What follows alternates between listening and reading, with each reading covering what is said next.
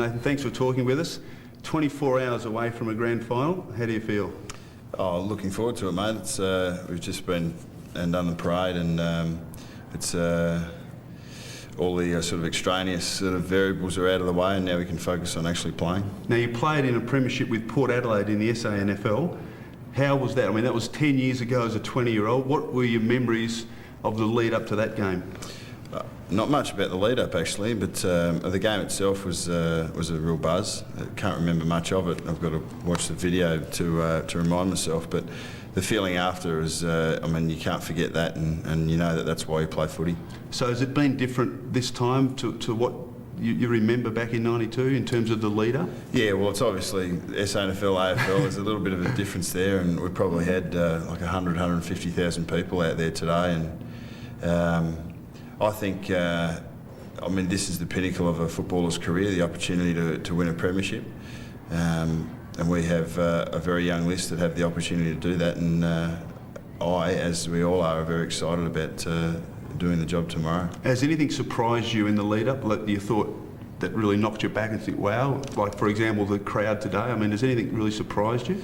Yeah, I think we were pretty well prepared. I think all of us have been young football followers at some stage and know exactly sort of seen what grand final week's like from the outside, and we've seen parades before, and so most of the young fellas have probably been little tackers at the front waving flags at their old heroes. Perhaps you, mate. But I think we sort of knew what we were up for, and the boys have been fairly calm and collected and taking it in their stride, enjoying the periphery stuff and just ready to go. Now, Jason Cloak, obviously a tough week for him. What's been the impact on the team? I mean, have you found some positives from what's happened to him this week? Well, there really are no positives for Clokey. It's a very unfortunate circumstance. I suppose the only positives for the rest of the group is to know that he's been an integral part of us getting to where we are, and that opportunity's been taken away from him, and I suppose it makes you appreciate it all the more. Now, Mick Malthouse during the week, the big challenge during grand final week is trying to keep a lid on the emotions. What has he done to try and, particularly with the younger players who haven't had a lot of finals experience, what has he done to try and keep those emotions in check? Well, I think basically all he's done is advise and talk to guys, and I suppose you do that in advance, and then you have to let the individual sort of handle it as they handle it.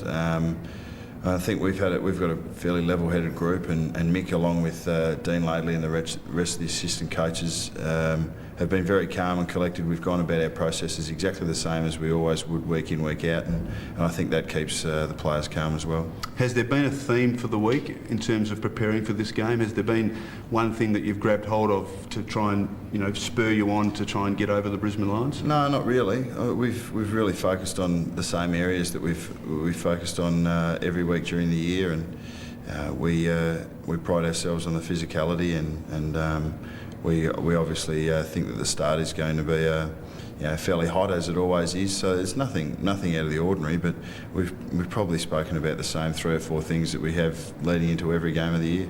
Now, you've obviously done the strategies, etc., for the game. Without giving away too much, where do you see, or how do you think Collingwood is going to win the game?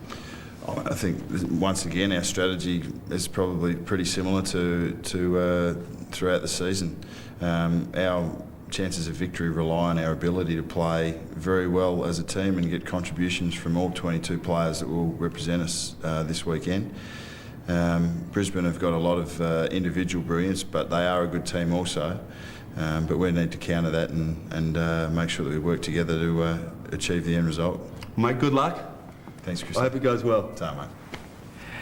Yeah, nodding a wink from Nathan Buckley. What a hero he's going to be to the masses if the Magpies do the almost impossible today and beat Brisbane at this famous ground, the MCG.